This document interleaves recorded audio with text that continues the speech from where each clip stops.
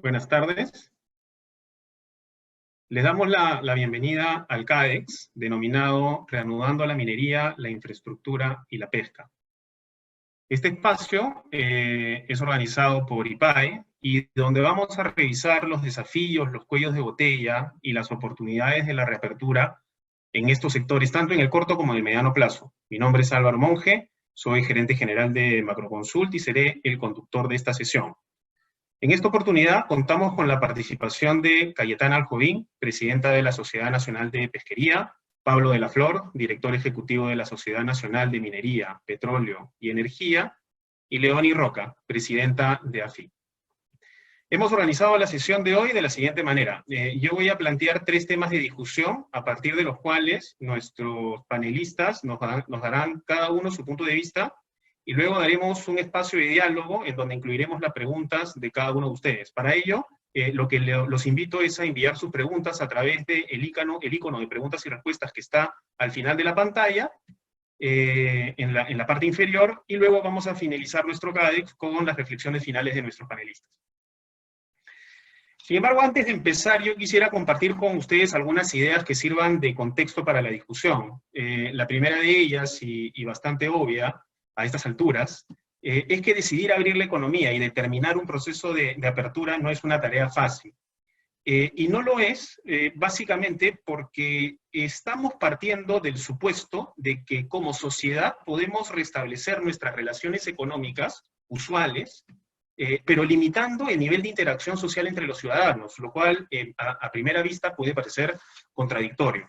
En todo caso, hacerlo va a terminar implicando un ejercicio de ingeniería social y económica que no va a ser menor, y va a requerir un conjunto de condiciones que van más allá del simple aplanamiento de la curva de contagios. Cuando uno revisa las experiencias internacionales y básicamente la literatura alrededor de estos procesos, es que el aplanamiento de la curva termina siendo una condición necesaria, pero no suficiente para poder abrir la economía.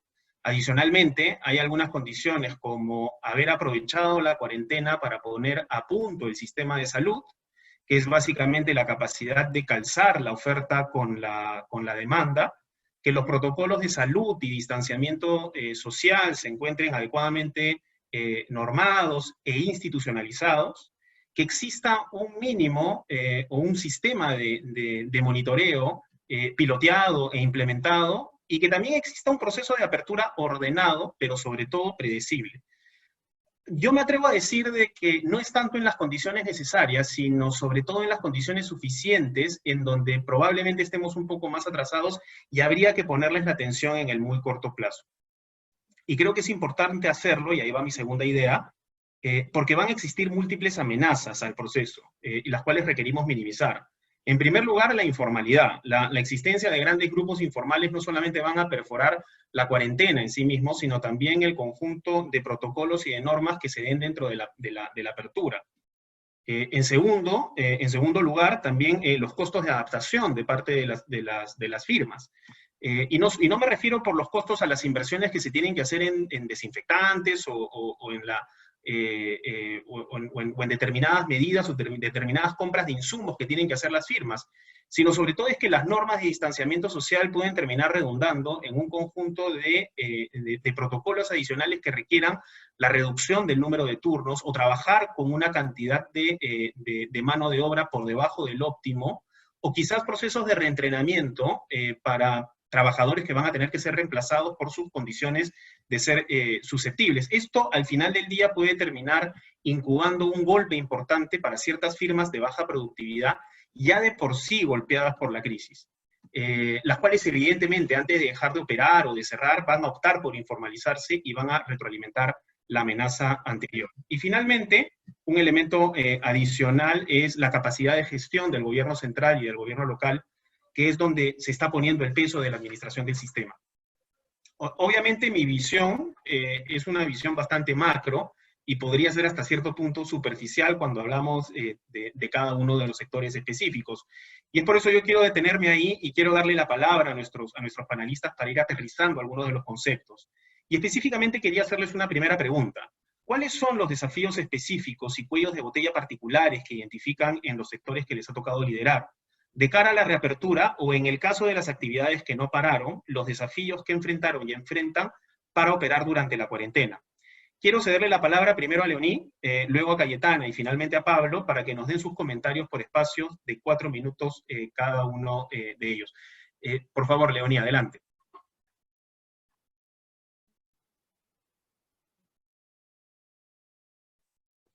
Muchas gracias, Álvaro. A ver, las empresas asociadas a FIN son empresas que brindan servicios esenciales y por lo tanto han mantenido su operación desde el primer día que empezó la pandemia y fue declarada la cuarentena. Si pensamos en puertos, aeropuertos, carreteras, servicios de telecomunicaciones, servicios de energía, esa ha sido la realidad. Las primeras semanas fueron particularmente complicadas porque se conocía poco y en general las reglas de juego cambiaban, era muy, muy dinámico. De hecho, es algo que hemos seguido viendo, ¿no? Guantes sí, guantes no. Ahora se está discutiendo el tema de la mascarilla nuevamente. Y no había tanta proactividad en los sectores para definir protocolos. Lo que hicieron las empresas empezaron a replicar, muchas de estas empresas tienen operaciones a nivel global, empezaron a replicar protocolos de otras partes, empezaron a ajustarlos en el camino.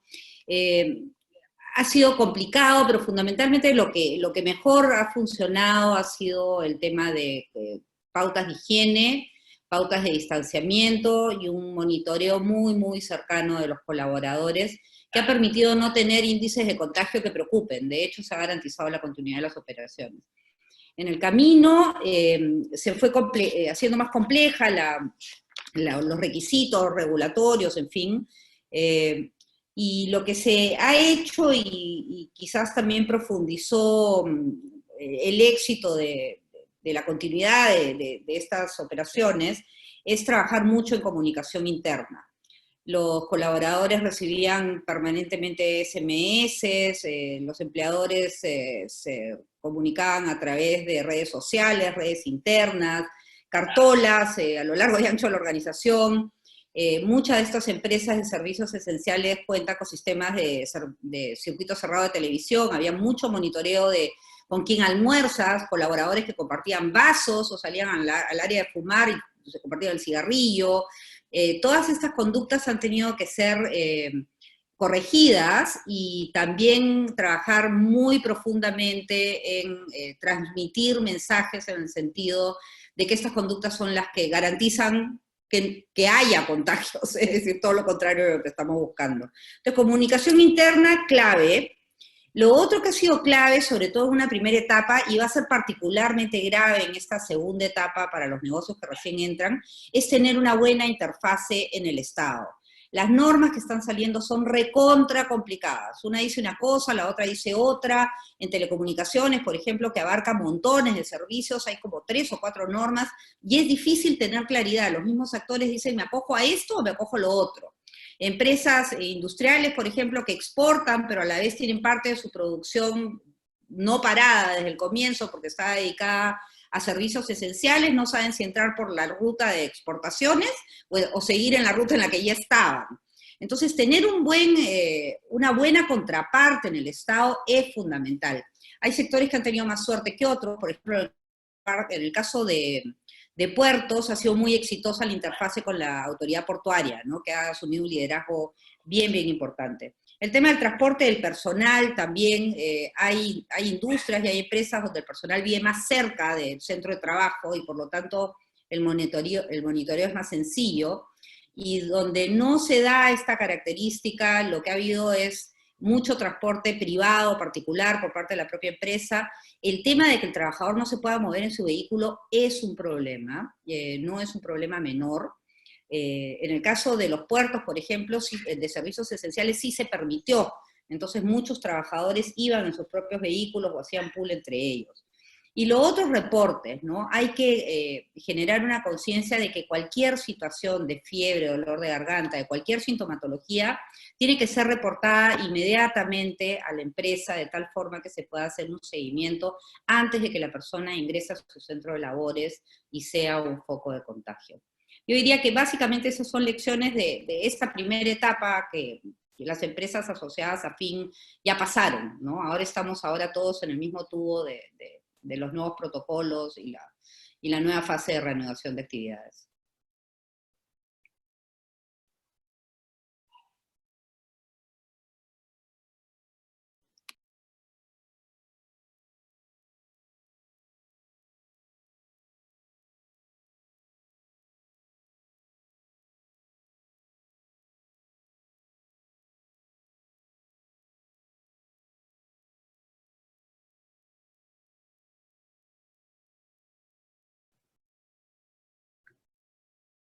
Cayetana, adelante, por favor. Gracias, Álvaro, un gusto estar contigo esta tarde. Gracias a IPAE por la invitación. Yo quisiera comentarles un poco cuál ha sido la experiencia del sector pesquero en estos más de 50 días. Como ustedes saben, lo que era la industria de harina de pescado estaba en veda durante la cuarentena, pero era justamente el momento de prepararnos para hacer el mantenimiento, tanto de la flota como también de las plantas. Y por eso es que tuvimos que trabajar con el Ministerio de la Producción justamente para que nos autorizaran los trabajos de mantenimiento de flota y planta, sin que existieran aún ningún protocolo preestablecido por las autoridades. Esto demandó un trabajo bastante fuerte de parte de las empresas y diseñamos nosotros mismos un protocolo, como tendría que ser este protocolo frente al COVID. Nos sirvió mucho la experiencia internacional y en base a este protocolo justamente lo presentamos a las autoridades y fue aprobado. Y yo te diría que este protocolo nos sirvió de base para poder trabajar el protocolo de operación, ¿no? Que es el que ahorita estamos implementando. Lo importante fue que establecimos una serie de medidas, tanto con el tema del transporte, por ejemplo, cómo tenía que ser el transporte del personal hacia las plantas, que sea un transporte privado, con una serie de reglas, que el transportista tuviera pues todos los mecanismos de protección, que hubiera aislamiento del transporte, que ahora vemos cómo se viene exigiendo, que en las plantas también a la hora de ingreso toda una serie de protocolos, temas de, por ejemplo, indumentaria, que no existía, poder darle a todos los trabajadores propios y de terceros, tener que, por ejemplo, establecer que lo que era la alimentación tenía que ser una alimentación dada en las plantas, el tema de aislamiento en plantas, y una serie de medidas. Pero lo más importante y lo que quería compartir era que lo que hicimos fue autorregularnos como gremio. Y por tanto lo que establecimos fue que sea un tercero quien auditara estos procesos, justamente para verificar que se estuvieran cumpliendo a cabalidad. Y además tomamos como gremio la decisión, no es una decisión fácil, de que si había algún asociado que no estuviera cumpliendo los protocolos, inmediatamente como gremio lo que haríamos era suspender sus actividades, ¿no? Teníamos un acuerdo de que suspenderíamos las actividades, ¿no? Le mandaríamos una carta y le diríamos, usted no puede seguir operando con copia al ministerio. Entonces, el tema, la satisfacción que tuvimos fue que el 100% de esa autoría salió positiva, 100%, todos cumplieron los protocolos, y creo que eso ha sido bien importante de cara a la primera temporada, donde hemos tenido que diseñar un nuevo protocolo. Hay un protocolo ya más estricto para lo que es, por ejemplo, lo que es la flota, ¿no? Porque para poder entrar, por ejemplo, lo que es la flota y permanecer allá 15 días en la actividad pesquera, ¿no? Hay que tomar pruebas no solamente rápidas, sino también moleculares y una serie de mecanismos de aislamiento. Pero lo importante fue que con la experiencia que habíamos tenido de mantenimiento, ya las empresas estaban mucho más familiarizadas con todos estos protocolos y ha sido fácil el poder adoptarlos de cara a la primera temporada. Creo que eso es una buena medida, se la recomendaría si hay a otros gremios, de repente es fácil poder también adoptar el cumplimiento de auditores externos para lo que es la verificación de estos protocolos. Otro tema importante que queríamos compartir es el tema de la tramitología. Sí, al inicio fue un poco complicado el adaptarse a pasar por estos, como diría una amiga querida, que ha sido secretaria general de la PCM, por estos tubos del Estado, ¿no? Por esta tubería. Ha sido un poco complicado, pero sí hemos tenido el soporte tanto del Ministerio de Economía como del Ministerio de la Producción para poder, ¿no es cierto?, consignar los protocolos y, ¿no es cierto?, obtener las autorizaciones respectivas. Y el tercer tema que sí quería mencionar es el tema de los gobiernos locales y regionales. Creo que ahí sí me preocupa que la norma establezca que tienen competencia, valga la redundancia, de acuerdo a sus competencias, ¿no? De intervenir en estos protocolos. Ahí me preocupa porque en realidad, como no es clara, nunca ha sido claro la descentralización en el Perú, el establecer competencias a otras autoridades diferentes al gobierno nacional puede traer una serie de complicaciones a futuro, ¿no? Entonces creo que ahí sí tenemos que todavía seguir trabajando para aclarar qué temas pueden ser regulados por los gobiernos locales y regionales y cuáles han quedado o permanecen en los gobiernos nacionales. Esas serían mis reflexiones en estos más de 60 días de cuarentena.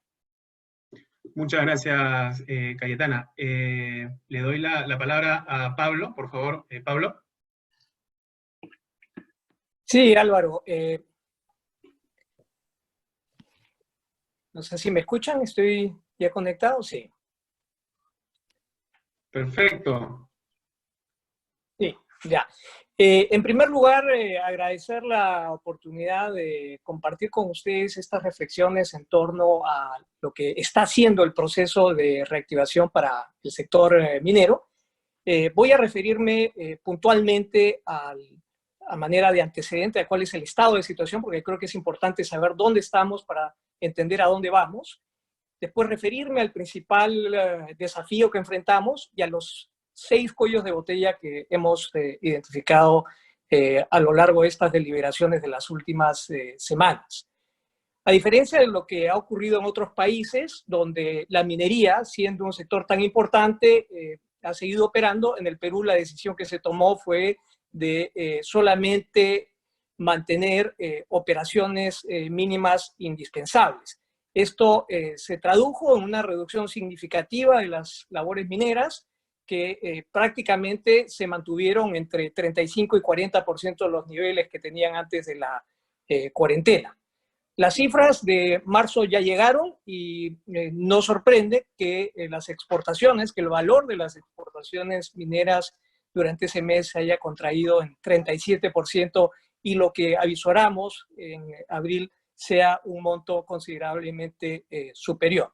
Dicho esto, el programa de reactivación que estamos arrancando, básicamente lo que va a permitir en esta primera fase es poner en marcha 39 operaciones pertenecientes a 22 empresas. En la actualidad ya hay 19 de estas empresas que han presentado y logrado la aprobación de sus planes. Sin embargo, alcanzar el 80% del nivel de producción que teníamos antes de la cuarentena para este conjunto de empresas va a significar una transición, un proceso gradual de ramp-up de operaciones que se va a prolongar entre 1 y 6 semanas. Entonces, a diferencia de lo que ocurre en otros sectores, donde tú puedes apagar una máquina y la vuelves a prender sin problemas, aquí hay un proceso de transición complejo. Naturalmente, el principal desafío que enfrentamos como sector es cómo minimizar el número de contagios en las operaciones, salvaguardando el bienestar de las comunidades y los trabajadores a la vez que retomamos los niveles previos de producción en una coyuntura global recesiva marcada por la disminución de precios y la caída y contracción de los flujos de inversión. Los principales cuellos que ya estamos enfrentando, que ya estamos viendo, son 6. A saber, el principal, yo diría transversalmente, guarda relación con algo que ya mencionaron tanto Leo como Cayetana, y es el excesivo burocratismo.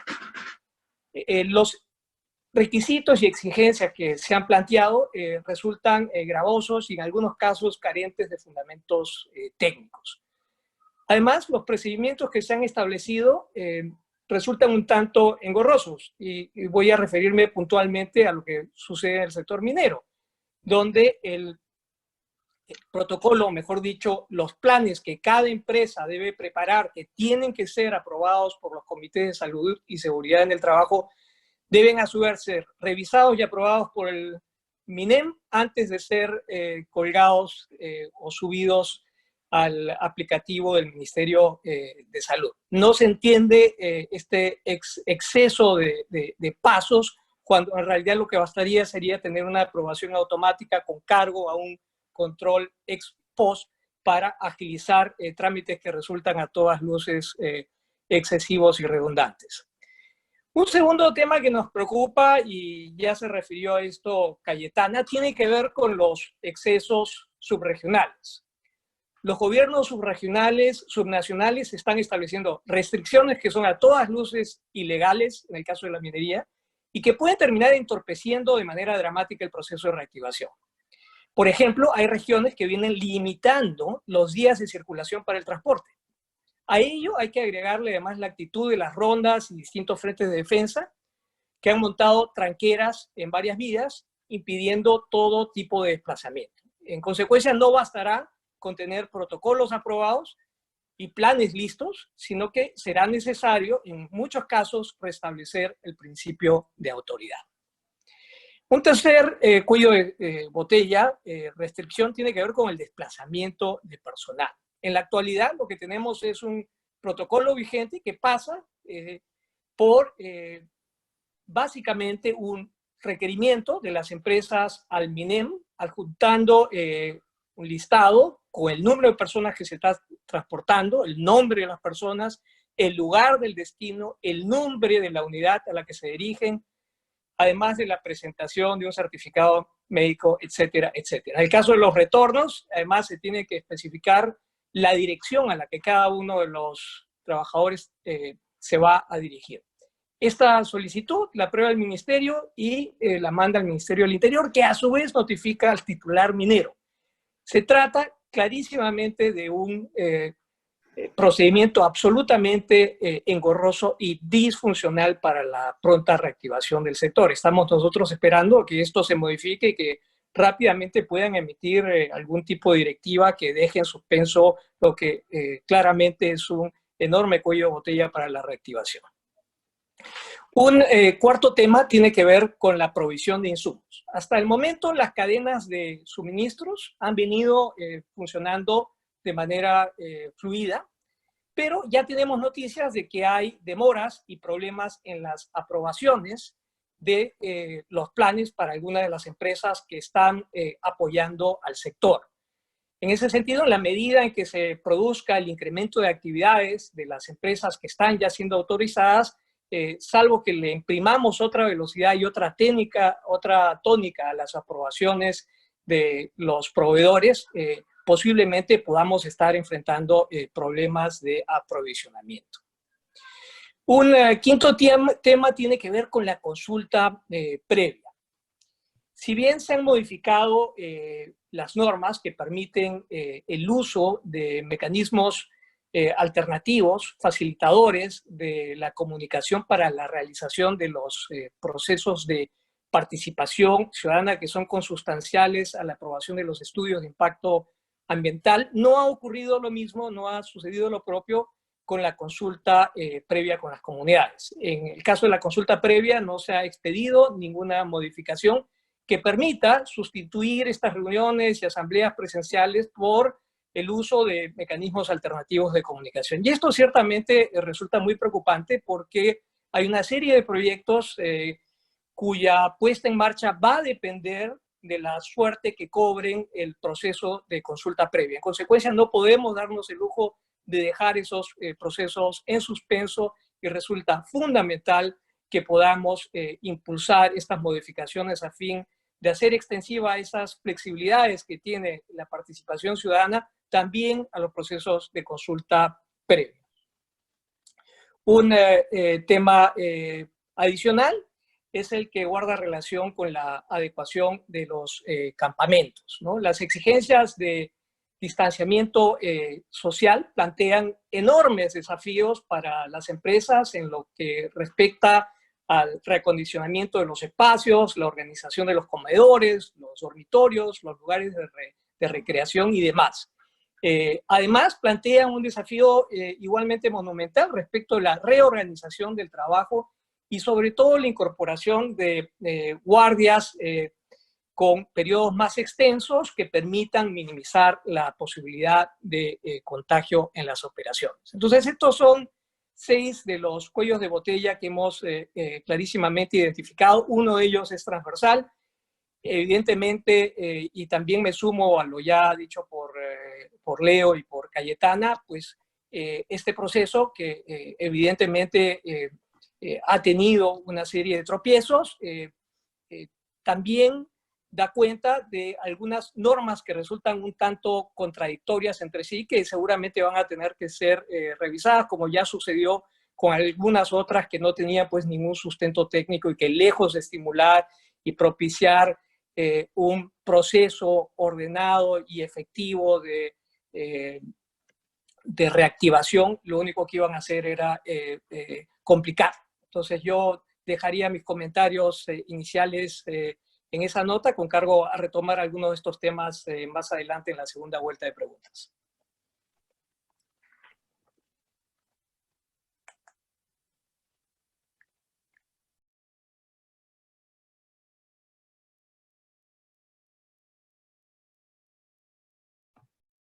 Ya. Muchas gracias. Creo que hay algunos elementos comunes y algunos elementos distintos que atraviesan a cada uno de los sectores que lideran nuestros panelistas y que lo han planteado bastante bien. Yo trataría de resumir esta heterogeneidad básicamente en dos aspectos. Primero, el entorno en el cual operan cada una de las actividades es distinto. Hay actividades que van a requerir una mayor o una menor interacción social, y por otro lado hay actividades que van a tener la capacidad de desarrollarse con un mayor o un menor aislamiento. Entonces hay algunos protocolos que deberían acomodarse respecto a qué tan estrictos son, dependiendo de estas condiciones en las cuales operan.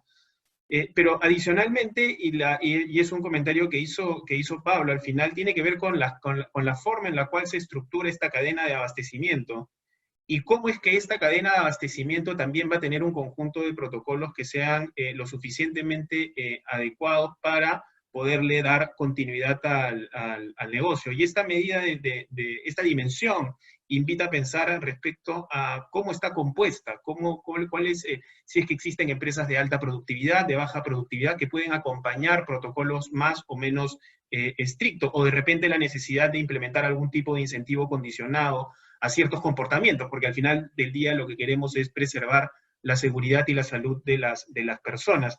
Entonces, acá en concreto, y para que puedan detallarlo nuestros panelistas, ya lo han respondido en alguna medida, yo quisiera que puntualicen en aquellas 2 o 3 prácticas o protocolos específicos que se han adoptado en cada sector para asegurar la seguridad y preservar la salud de las personas. En este caso, digamos, cada uno de ustedes va a tener 3 minutos y vamos en el mismo orden de la mesa anterior. Leoní, Cayetana y finalmente Pablo. Por favor, Leoní, te escuchamos. Muchas gracias, Álvaro.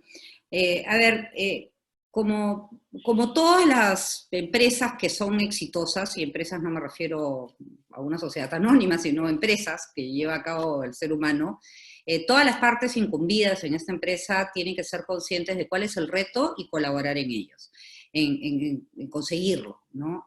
Probablemente la primera recomendación, lo primero que uno mira en aquellas empresas que han logrado tener un muy buen manejo de la situación, es haber logrado a través, por eso hice énfasis en el tema de la comunicación interna, a través de un relacionamiento muy estricto y muy profundo, incluso de cambios de sus reglamentos internos de trabajo, en conocimiento de los sindicatos respectivos o de los grupos de trabajadores, de cuáles son estos patrones de conducta que se espera de ellos, cuáles no, con una mezcla de sanciones, por supuesto, si es que no se cumplen, porque al final del día esto tiene un impacto más allá de la persona en toda la comunidad donde trabaja, pero también, por cierto, con mucho cuidado y protección por parte del empleador. Las reglas más claras, que son las que funcionan y todos lo sabemos, es el tema del distanciamiento, que en algunos sectores y en algunas industrias es más complejo por el modo de producción del servicio o del producto, y el tema de la limpieza de las manos, ¿no? Limpieza de las manos, mascarillas en muchos sitios, por ejemplo en los puertos hay muchos sitios escampados, no se necesita, ¿no? Pero el uso de mascarillas, limpieza de manos y distanciamiento es la clave. Lo que pasa es que hay mucho descuido, entonces ahí se vienen estos casos que les comentaba, pues, de trabajadores que salen a fumar y comparten el cigarrillo, comparten el vaso o la botella de agua, y ahí es donde se están dando los contagios. Entonces, el tema de compartir con tus equipos, con la gente, qué cosas han causado los contagios al interior de una organización y qué prácticas son las que los ponen en riesgo a ellos es fundamental. Lo otro que es fundamental es el tema del reporte temprano. Muchos trabajadores no se contagian en su lugar de trabajo, sino que se contagian cuando salen a sus casas o cuando van al mercado, en fin, en situaciones en las que todos estamos en riesgo, ¿no? Y muchos de ellos no reportan oportunamente. Las empresas que han logrado tener un mejor sistema de reportes son aquellas, por ejemplo, hoy día hablaba con una que ha instalado un app a todos sus trabajadores y todos tienen la obligación de registrarse en la mañana, poner sus síntomas, y cualquier síntoma se envía a una persona a la empresa, la persona no puede ir a la empresa si tiene cualquier síntoma, se le envía y se le toma la prueba molecular si se ve que el tema es grave, ¿no? O sea, grave en el sentido de que hay más de 2 síntomas, lo que fuera. Entonces el tema nuevamente, tiene que ver con compromiso del trabajador y que el empleador brinde los sistemas, brinde los mecanismos, y de esta manera, entre todos, la comunidad que hay dentro de una empresa logra proteger mejor a sus colaboradores.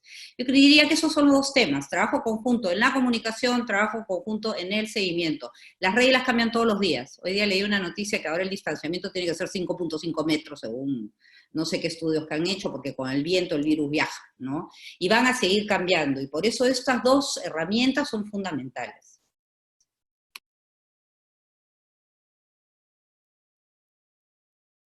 Muchas gracias, Leoní. Invito ahora a Cayetana para que nos dé su comentario.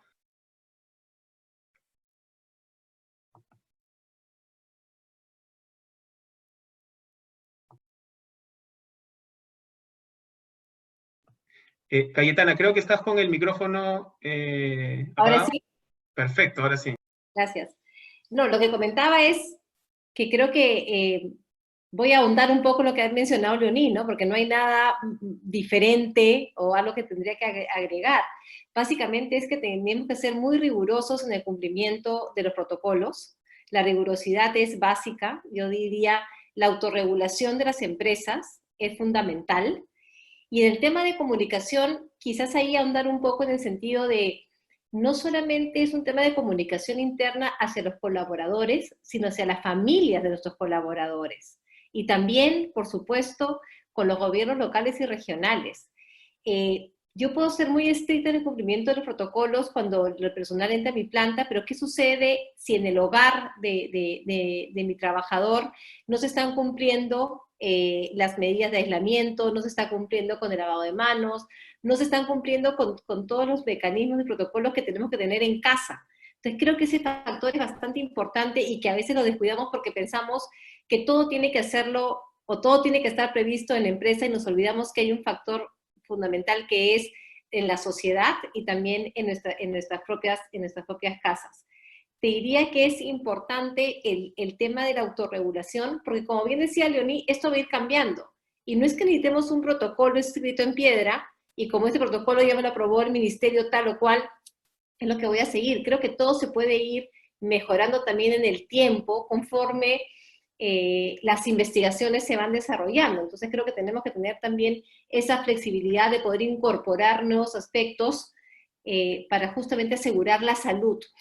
Aquí es importante, la salud de los trabajadores va a representar también la salud de la operación, y creo que ese es el mensaje que tenemos que tener absolutamente todos. Te diría que esos son los temas que hemos estado conversando, y el tema de que las comunidades, los gobiernos locales tienen que ser también unos aliados en el tema del cumplimiento de protocolos. Nos ha pasado en varios distritos, lamentablemente, que no se cumplían las normas de aislamiento, no se cumplían las normas que se deben seguir en los mercados, y esos han sido focos de contagio, y eso la empresa privada lamentablemente no lo puede controlar. Ahí necesitamos el compromiso también de los gobiernos locales, que son los encargados de velar justamente por esos aspectos, y no en otros que lamentablemente es donde muchas veces se focaliza. Muchas gracias, Cayetana. Doy, por favor, Pablo, para escuchar tus comentarios también. Sí, la minería formal en el Perú se ha caracterizado siempre por sus altísimos estándares de salud y seguridad. De allí que para el gremio no haya sido realmente difícil asumir una capa adicional de requerimientos y protocolos anti-COVID sumamente exigentes, elaborado por un grupo de especialistas del gremio que, tomando en consideración las mejores prácticas de la industria a nivel nacional e internacional, han establecido estos lineamientos. El protocolo que nosotros hemos emitido se elaboró desde la declaratoria de la emergencia sanitaria y es un documento vivo que se ha... hola, perdón, no sé si parece que perdieron la imagen, no. Te escuchamos muy bien, Pablo, también te estamos viendo. Mil disculpas. Como comentaba entonces, este es un protocolo que preparamos al inicio de la emergencia sanitaria y es un documento vivo que se ha ido perfeccionando en la medida en que hemos ido recogiendo evidencia acerca del comportamiento y el desarrollo del virus. Además, recogiendo y actualizando las mejores prácticas a nivel internacional. No olvidemos que en el Perú opera el mayor número de empresas miembros del ICMM, que es un club de empresas de clase mundial que operan internacionalmente. El mayor número de estas empresas en el mundo operan en el Perú. Y eso nos ha permitido nutrirnos de estos protocolos para elaborar los lineamientos que hemos implementado y que por lo más resultan absolutamente consistentes y compatibles con lo establecido por el MINSA y por el MINEM. Estos protocolos cubren todos los aspectos de la actividad y van desde la premovilización, pasando por el transporte, la llegada de los trabajadores a las operaciones, las estadías en los campamentos y el retorno seguro a los hogares. El protocolo establece claramente un esquema de triajes médicos anteriores al desplazamiento y aunque la norma no lo requiera, el 90% de las empresas están en este momento administrando pruebas de descarte rápido antes de los embarques, ¿no? Este es un dato sumamente importante porque ha sido difícil conseguir estas pruebas, no están disponibles. Solo para que se hagan una idea, nosotros compramos 500,000 de pruebas el 26 de marzo y recién hoy día hemos recibido el primer cargamento de 250,000 pruebas rápidas que vamos a donarle al MINSA. Hay una escasez de pruebas, no solamente moleculares, sino serológicas en el mundo. Pero más allá de esas dificultades, las empresas han conseguido la forma de administrar estas pruebas. Además de sanitizar las unidades, establecer el uso de mascarillas, lavado de manos, se ha reducido el aforo de las unidades al 50%. Las pruebas se repiten, las pruebas médicas al llegar a las unidades y además realizan tomas de temperatura al menos 2 veces al día. Por lo demás, se han adecuado los campamentos, las viviendas, las zonas de recreación a estos requerimientos del distanciamiento social. Y por último, no menos importante, se han establecido criterios muy estrictos y muy rigurosos respecto del contacto con las comunidades.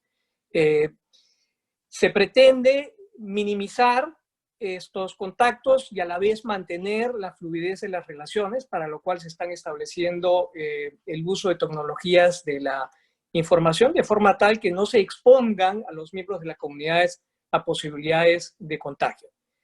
Además, se han establecido espacios de lineamiento y se han instituido mecanismos para el aislamiento de los sospechosos y positivos, la evaluación de los contactos, las tomas de pruebas y el esquema de reporte para las evaluaciones al Ministerio de Salud. Entonces, yo diría que en términos generales, el protocolo que hemos adoptado en el sector es un protocolo que va más allá de lo que establece el MINSA, va más allá de lo que establece el propio MINEM, y es un documento vivo que se va a ir perfeccionando en la medida en que vayamos registrando una evolución diferenciada respecto del desempeño, el comportamiento del virus.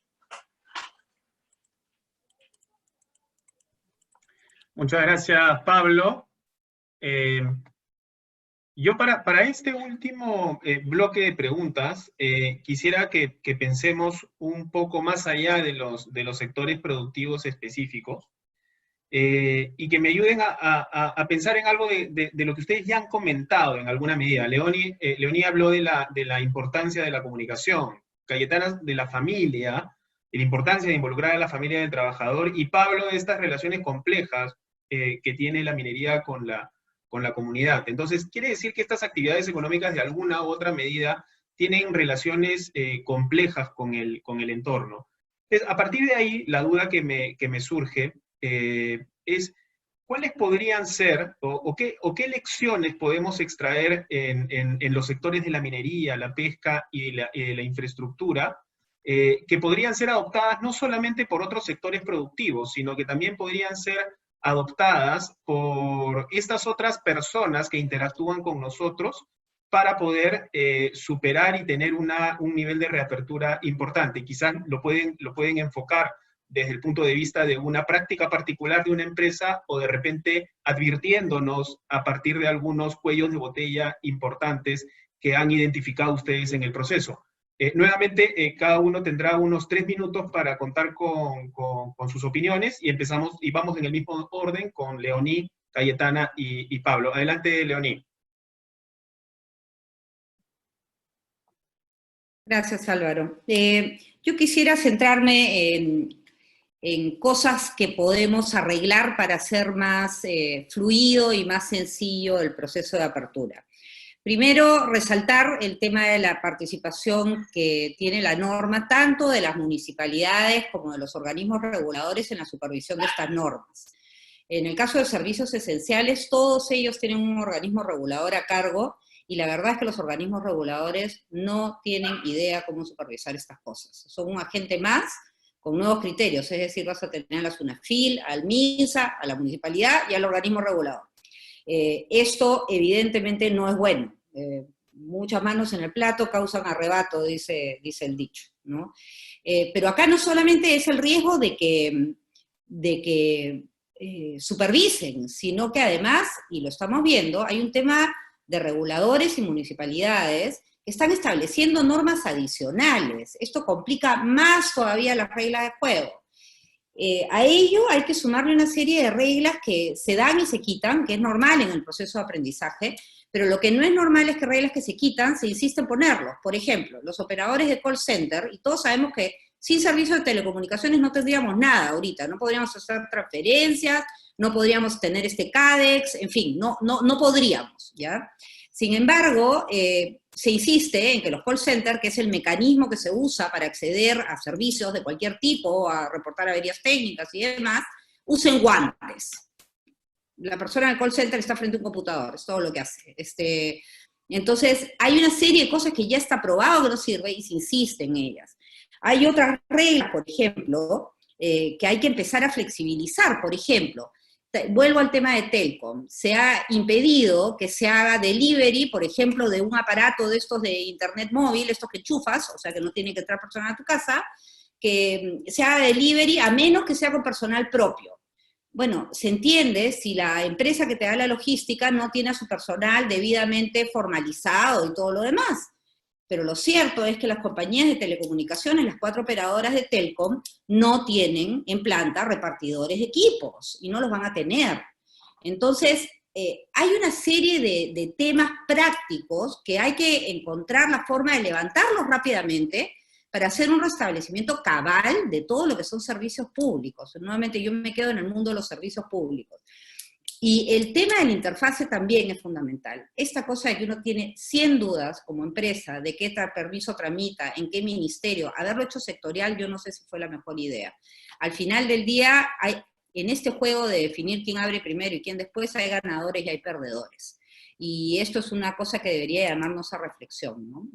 Que preocupa sobremanera. Entonces, resumiendo, el tema de la supervisión y regulación hay que acotarlo, no pueden ser las municipalidades y los organismos reguladores. Lo segundo es reglas más claras y una revisión de la insistencia en reglas que no tienen ningún sentido, como el tema de guantes, el tema del delivery con personal propio para ciertos servicios. vamos, el requisito debería ser, haz delivery con empresas logísticas que tienen personal propio, pero no tiene sentido que te obliguen a tener repartidores propios, ¿no? En fin, ahí me quedo, gracias. Muchas gracias, Leoni. Le doy la palabra ahora a Cayetana para que nos dé su comentario. Gracias, Álvaro. No sé si me están viendo ahí. Ok.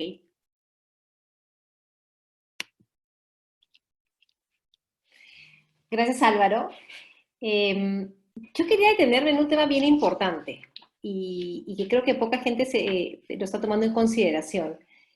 Creo que el tema que el sector privado esté cumpliendo con estos protocolos y, como decía Pablo, el tema de tomar las pruebas tanto rápidas como moleculares, al final lo que nos está demostrando es estamos dando un soporte también a lo que es el sistema de salud.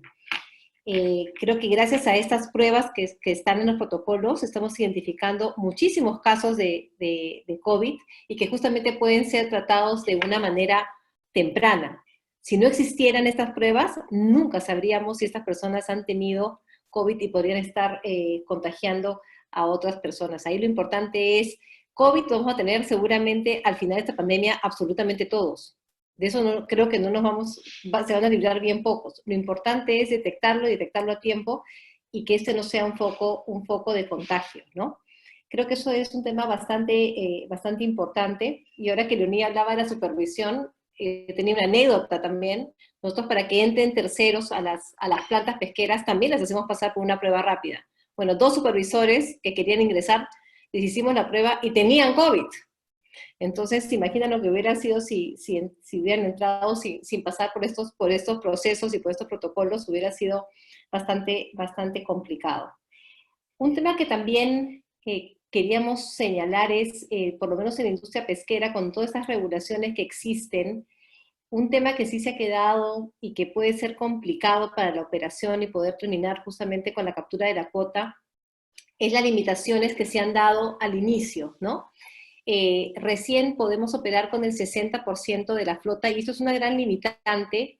¿Por qué? Porque tenemos limitaciones en flota, también tenemos limitaciones en personal, y esto hace que el esfuerzo pesquero sea mucho más gravoso. Entonces es un tema que sí creemos que conforme se vaya desarrollando y pasando los días, es un tema que también amerita una pronta revisión. Ya bastantes limitaciones tenemos con el cumplimiento, y cosa que estamos absolutamente convencidos que debe ser así, de los protocolos, pero sí implican un esfuerzo adicional, un sobrecosto adicional, y si encima vas a tener que trabajar con una flota limitada, en realidad hace que la operación se vuelva bastante gravosa, y es algo que sí creemos debería ser solucionado.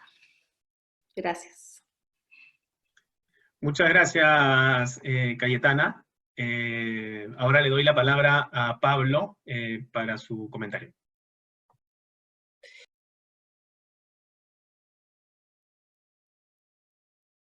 En el tenor de tu pregunta, y creo que hay 4 aprendizajes muy importantes, relevantes, que me atrevería a compartir con los otros sectores, ¿no? Y creo que estos se desprenden de un axioma que resulta fundamental para todos, que tiene que ver con esa gran posibilidad y desafío de conciliar 2 objetivos que para algunos parecían ser contrapuestos, pero que por el contrario tienen unos vasos comunicantes y se apoyan mutuamente, ¿no? En primer lugar, proteger la vida, pero no solamente proteger la vida, sino proteger los medios de vida. Y a eso responde este esfuerzo de reactivación económica en el que estamos participando. Como primer aprendizaje, yo creo que es fundamental adelantarse a las circunstancias y establecer protocolos ambiciosos, protocolos exigentes que nos permitan precisamente ese balance, el balance entre salvaguardar el bienestar de los trabajadores, de las comunidades, pero por otro lado, no descuidar lo otro, porque las consecuencias pueden ser también igualmente nefastas. Entonces, muy importante para las actividades económicas que se apresten a reiniciar esta activación, tomar en cuenta la necesidad y urgencia de ser ambiciosos respecto de los protocolos más allá de lo que establezca la norma.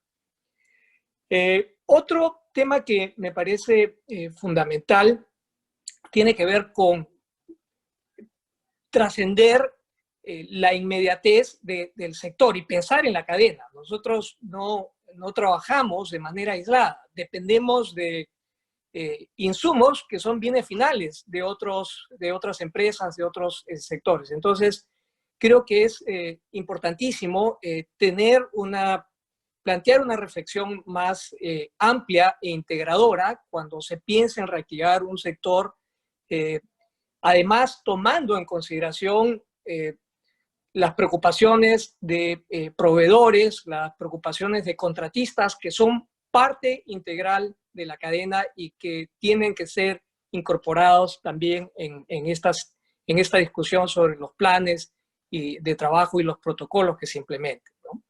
Esa sería un segundo aprendizaje, una segunda lección.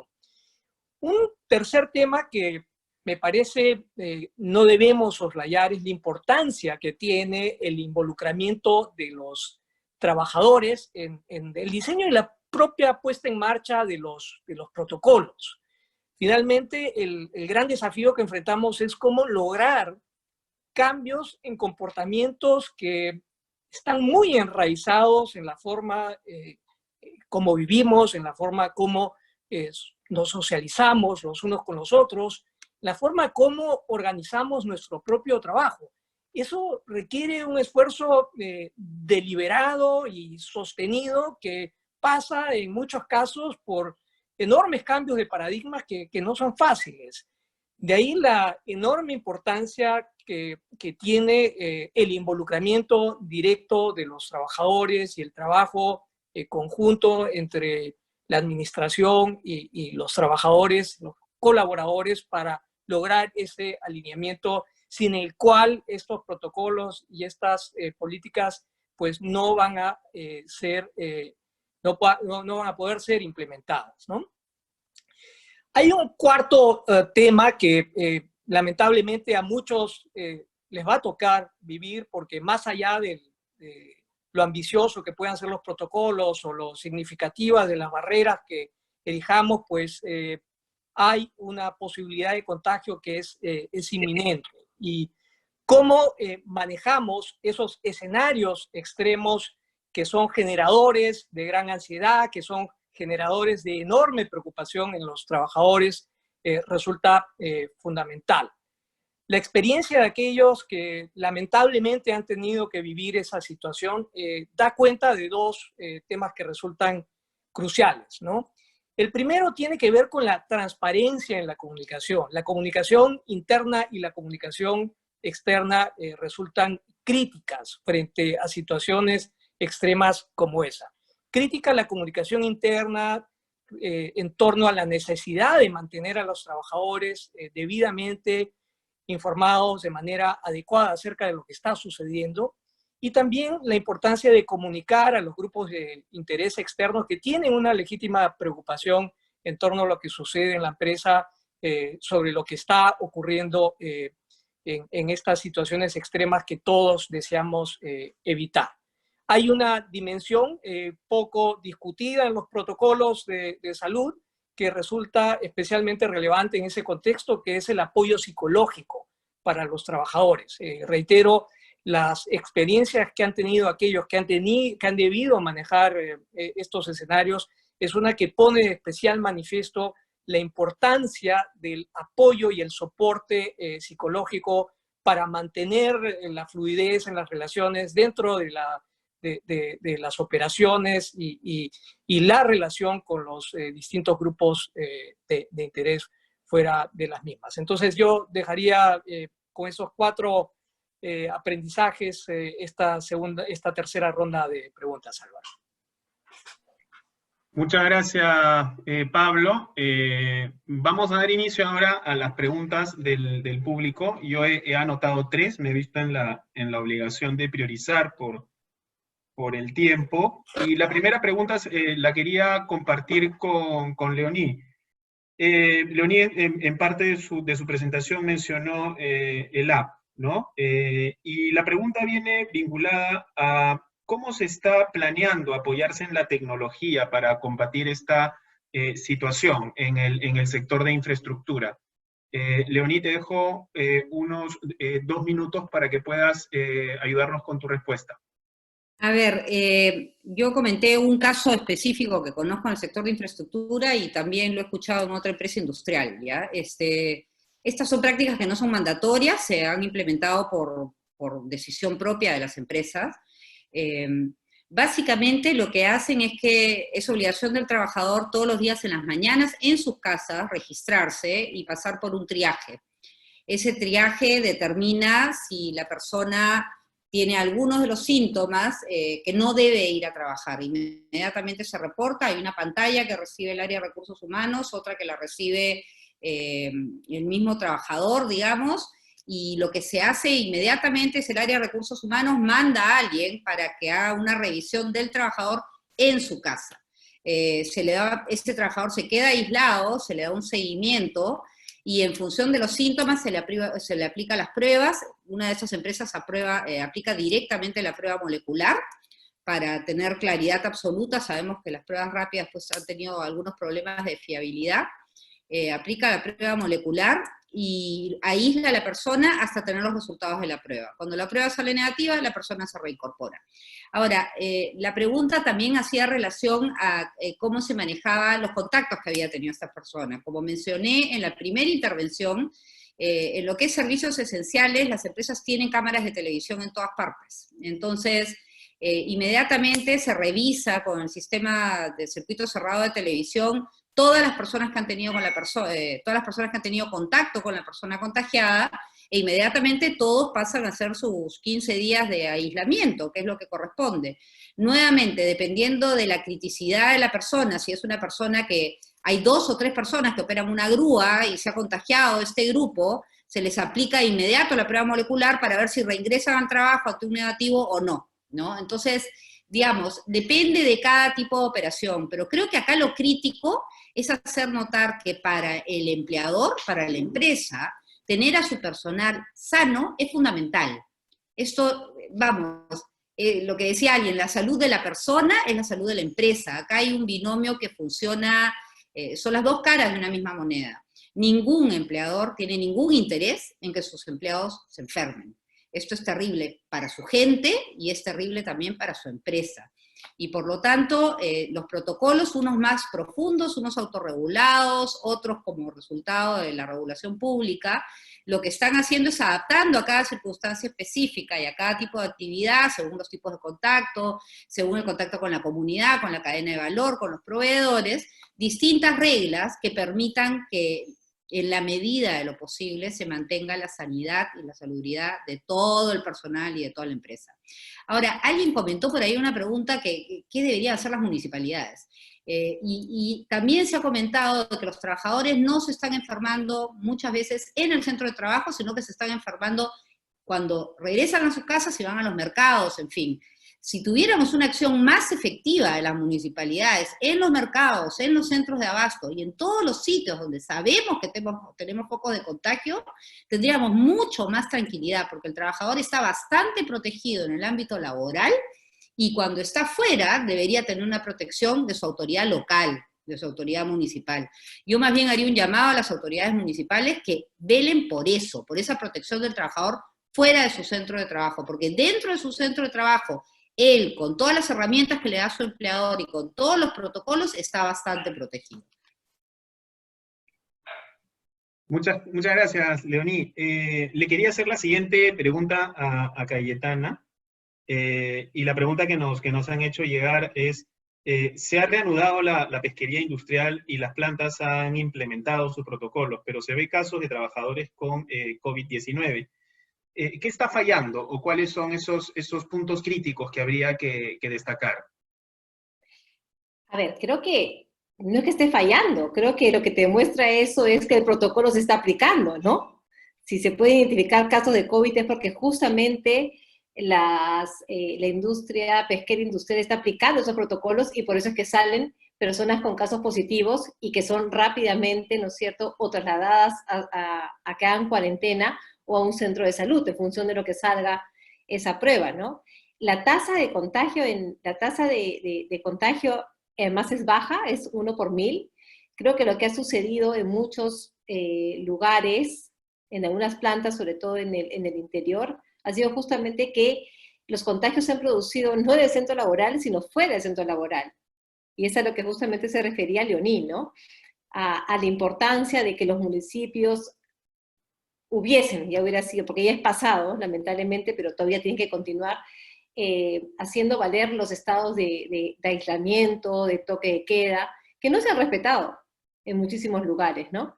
Entonces, te diría que los contagios se han producido en estos lugares, pero lo que te demuestra este tema es que los protocolos se vienen cumpliendo.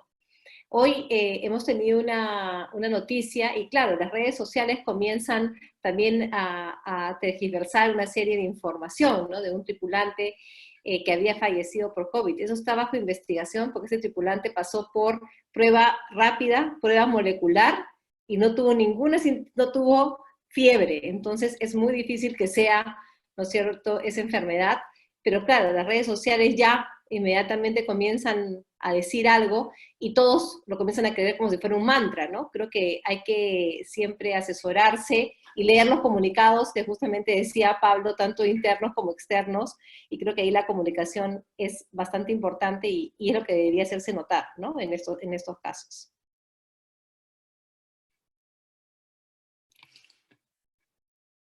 Muchas gracias, Cayetana. La última pregunta se la quería hacer a Pablo y está referida a las medidas que están adoptando en el sector en relación a los proveedores que intervienen en la cadena de suministros respecto a los aspectos sanitarios. Ya nos habías adelantado algo en tus intervenciones respecto a este punto. Nos gustaría que quizás profundices un poco más en este tema crítico de los proveedores y esta visión de cadena de valor que nos habías dado. Sí, mira, durante la primera fase de cuidado y mantenimiento de las operaciones mineras a las que aludí al inicio de mi intervención, lo que tuvimos fue una dificultad, en algunos casos significativa, de proveeduría de insumos, que felizmente, digamos, logró sortearse, y eso ha permitido que mantuviéramos los niveles de producción que pudimos preservar, porque no hay otra expresión, preservamos ese 35-40% de producción. Pero claro, ahora lo que tenemos frente a nosotros es el enorme desafío de que estas cadenas de valor puedan acompañar el ramp-up de las actividades productivas de la minería. Como señalaba, hasta ahora no tenemos ningún indicio de que ahí hayamos tenido un problema hasta el momento, pero empezamos ya a registrar algunas quejas de parte de algunos contratistas y proveedores respecto de las dificultades que están teniendo para lograr las aprobaciones de sus planes frente a las autoridades correspondientes, en este caso el Ministerio de Producción. Ahora, en términos del protocolo de salud, digamos, el protocolo del sector minero abarca y es inclusivo de los contratistas. En el caso de proveedores, básicamente se tiene una práctica que lo que busca es minimizar el contacto en zonas especialmente acondicionadas precisamente para reducir las oportunidades de contagio, ¿no? Entonces, el protocolo es extensivo para los contratistas y hay un protocolo especial para los proveedores. Y Álvaro, para terminar, porque sé que he estado revisando las preguntas y sé que algunos de ustedes tienen algunas preocupaciones respecto a lo que han leído en las noticias, sobre todo en los medios digitales, sobre casos de contagio en las operaciones mineras. Y quiero reiterar lo que señalé hace un instante, ¿no? Independientemente de cuán rigurosos, cuán exigentes sean nuestras barreras, igual vamos a tener algunos contagios. Eso va a ser inevitable. Lo que buscamos es detectarlos a tiempo y administrarlos de la mejor manera posible. Creo que ese es el norte de los protocolos que hemos implementado. Tenemos más de 200.000 trabajadores mineros y pueden estar seguros de que la tasa de contagios registradas representa menos del 0.5% del total de positivos acumulados en todo el país. Entonces no es una situación anómala, y reitero, lamentablemente tenemos ya casi 100.000 contagiados en todo el país y va a ser inevitable que el COVID se extienda. Lo que necesitamos, y para eso precisamente están los protocolos, es para minimizar esas oportunidades de contagio y manejar adecuadamente los casos que se presentan. Muchas gracias, Pablo.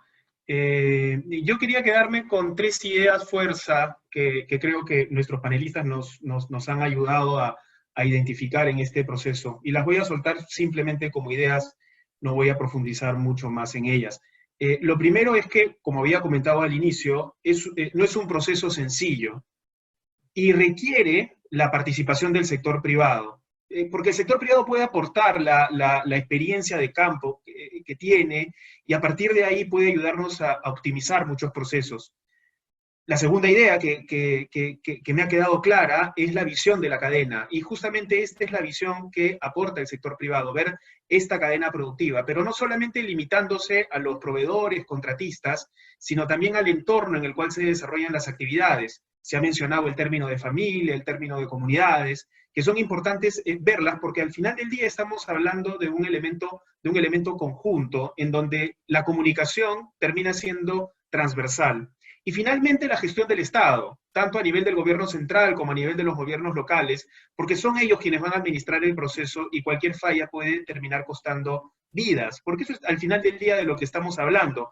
No podemos pensar en ninguna línea que vamos a tener una solución segmentada, es decir, donde vamos a tener un sector con un nivel de protocolos muy alto y con resultados sanitarios muy buenos, y un sector probablemente muy informal, que no lleve a cabo ningún tipo de protocolo, con un resultado por debajo del óptimo. Lo más probable es que la manera en la cual van a interactuar estos dos sectores terminen, y esta manera compleja en la que van a interactuar, va a terminar minando uno al otro. Por eso la visión de conjunto va a terminar siendo importante.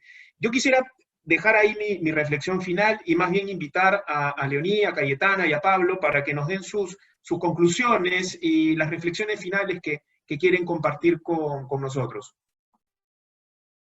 A ver, quizás redondeando todo lo que hemos hablado, sabemos que este es un proceso difícil, es un proceso que implica riesgos. Estamos ante una pandemia que aquí y en todas partes del mundo está generando consecuencias devastadoras para la gente, para la economía, para nuestros patrones de conductas sociales, en fin.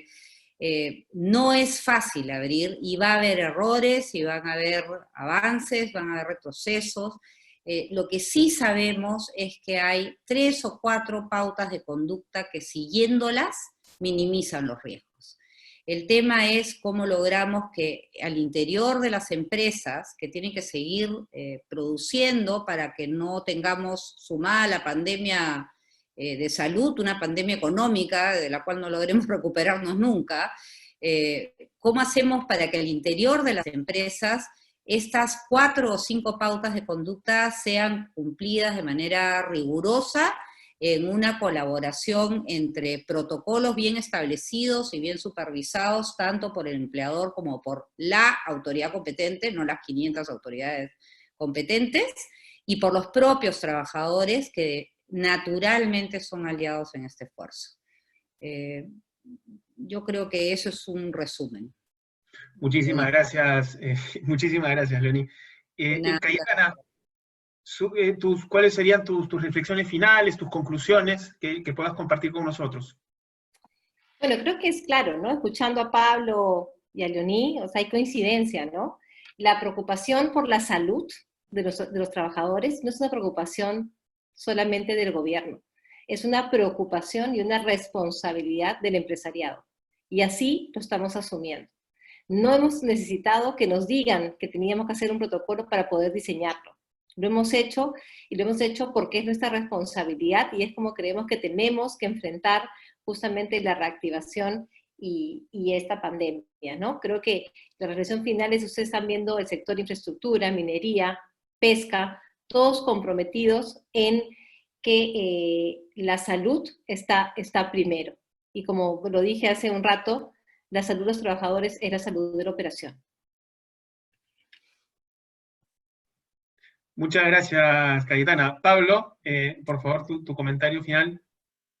Sí, yo quiero despedirme con una reflexión que me parece apropiada para la coyuntura y tiene que ver con este hecho tan contradictorio de que estamos frente a una crisis que ha revelado los dos polos opuestos del país, ¿no? Por un lado, ha desnudado las enormes limitaciones y las fallas estructurales del Estado peruano en una coyuntura en la que necesitábamos tener una respuesta muy potente en materia de salud, que no ha sido posible alcanzar debido a problemas que venimos arrastrando ya una buena temporada, y esto nuevamente pone en el centro del debate la discusión sobre el Estado. ¿Qué Estado necesitamos? ¿Cuál es el Estado que el Perú requiere para alcanzar el desarrollo que todos deseamos? Entonces, esta crisis ha sacado, por un lado, ha revelado esas fallas estructurales,